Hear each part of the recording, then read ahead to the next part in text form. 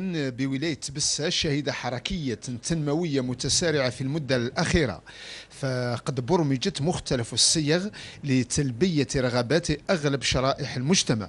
في هذا الإطار وبمناسبة عيد الاستقلال المجيد وفي حفل بهيج وزعت مفاتيح الاستفادة من السكنات الجديدة على المستفيدين لتمس العملية 3303 وحدة سكنية بمختلف الصيغ.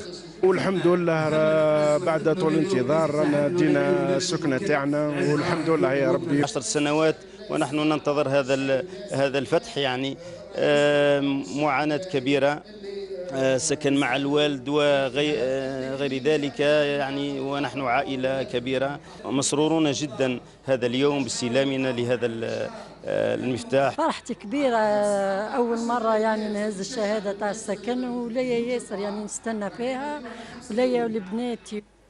للعلم فقد نال السكن العمومي الإيجاري الاجتماعي حصة الأسد في هذه العملية. الديوان الترقية والتسويق العقاري سعيد اليوم بتمكين المواطنين من 1300 وحدة سكنية بصيغة العمومي الإيجاري.